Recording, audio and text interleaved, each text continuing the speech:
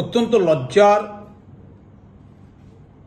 বিষয়, প্রাক্তন বিজেপির সাংসদ শ্রীমতী লকেট চ্যাটার্জি নির্লজ্জভাবে, উদ্বেগজনকভাবে, ঘৃণ্যভাবে তথ্য না জেনে আমাদের মুখ্যমন্ত্রী শ্রীমতী মমতা বন্দ্যোপাধ্যায় এবং আমাদের নেতা শ্রী অভিষেক বন্দ্যোপাধ্যায়কে অপমান করে কদর্যভাবে একটি অসত্য তথ্য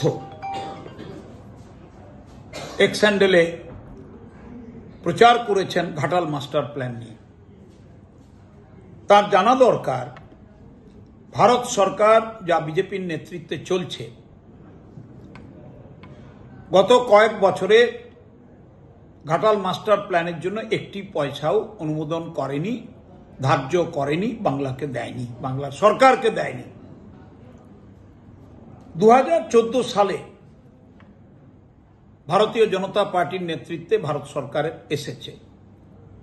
শ্রীমতী লকেট চট্টোপাধ্যায়, আপনিও তো সাংসদ ছিলেন, তো আপনি একদিনের জন্য ঘাটাল মাস্টার প্ল্যানে পয়সা দেওয়ার জন্য ভারত সরকারের কাছে আবেদন করেছেন আপনাদের দলের এমপিদের নিয়ে প্রধানমন্ত্রীর কাছে? করেননি।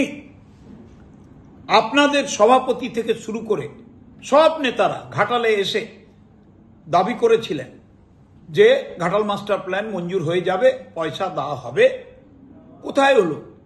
দিনের পর দিন আমাদের সরকার এবং আমাদের মুখ্যমন্ত্রী তিনি অপেক্ষা করেছেন, তিনি আবেদন করেছেন, তিনি দাবি করেছেন।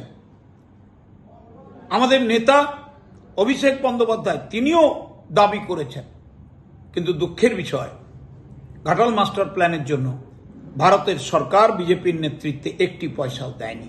আপনি অসত্য কথা নির্লজ্জভাবে বলেছেন।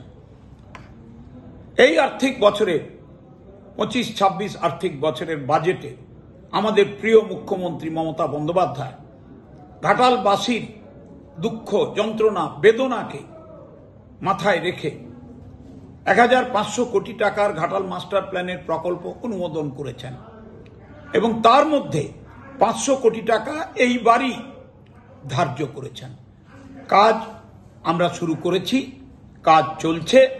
অত্যন্ত দায়িত্ব নিয়ে বলতে পারি, একটি পয়সা ভারতবর্ষের বিজেপির নেতৃত্বের সরকার বাংলার সরকারকে দেয়নি। আর আপনি ঘাপলা টাপলা বলে এইসব কি শব্দ উচ্চারণ করছেন? এগুলো তো বাংলার কদর্য ভাষা। এই সব কথা বলে বাংলার সংস্কৃতিকে আপনি অপমানিত করছেন।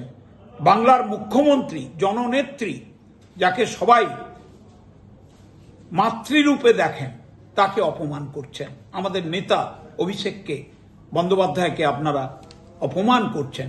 আমি তীব্র ধিক্কার জানাই আপনাদের এই ঘৃণ্য আচরণের জন্য।